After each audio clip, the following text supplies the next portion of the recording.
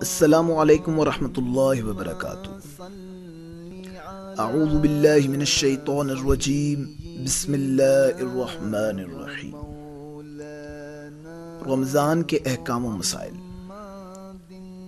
اپنی آج کی ویڈیو کی طرف بڑھنے سے پہلے اگر آپ نے ہمارا چینل ابھی تک سبسکرائب نہیں کیا تو پہلے اسے سبسکرائب کریں اور بیل آئیکن کو بھی دبانا مت بھولیں تاکہ آپ کو ہماری نئی ویڈیوز کی اطلاع ملتی رہے۔ سیدہ عائشہ صدیقہ رضی اللہ عنہا نے فرمایا، رسول صلی اللہ علیہ وآلہ وسلم رمضان اور غیر رمضان 11 رکعت سے زیادہ نہیں پڑھتے تھے۔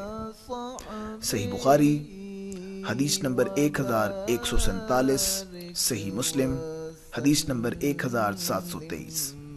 سیدنا ابو ہریرہ رضی اللہ عنہ نے بیان کیا کہ رسول اللہ صلی اللہ علیہ وآلہ وسلم ہر سال رمضان میں 10 دن اعتکاف کیا کرتے تھے، لیکن جس سال آپ صلی اللہ علیہ وآلہ وسلم کا انتقال ہوا اس سال آپ صلی اللہ علیہ وآلہ وسلم نے 20 دن کا اعتکاف کیا تھا۔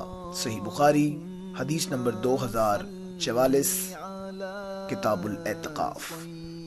رسول اللہ صلی اللہ علیہ وآلہ وسلم سخاوت اور خیر کے معاملے میں سب سے زیادہ سخی تھے، اور رمضان میں یہ سخاوت اور بڑھ جاتی تھی۔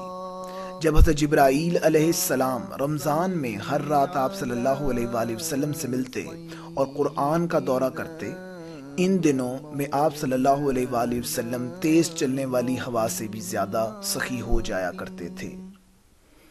صحیح بخاری حدیث نمبر 1902 کا کچھ حصہ، کتاب الصوم۔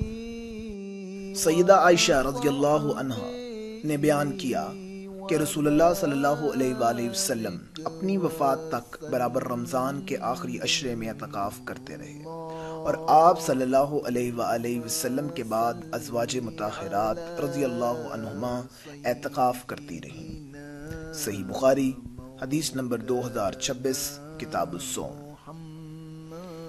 سیدنا ابی بن کعب رضی اللہ عنہ نے بیان کیا کہ رسول اللہ صلی اللہ علیہ وآلہ وسلم رمضان کا آخری عشرہ اعتکاف فرمایا کرتے تھے۔ ایک سال آپ صلی اللہ علیہ وآلہ وسلم اعتکاف نہ بیٹھ سکے تو اگلے سال آپ صلی اللہ علیہ وآلہ وسلم نے 20 رات تک اعتکاف فرمایا۔ سنن ابو داؤد حدیث نمبر 2463، کتاب الصیام۔ صحیح اور مستند اسلامی معلومات کے لیے سبسکرائب کیجئے، لائک کیجئے اور شیئر کیجئے چینل اسلام، ایمان اور میں۔ ہماری یہ ویڈیو دیکھنے کا بہت بہت شکریہ۔ جزاکم اللہ خیرا و احسن الجزاء۔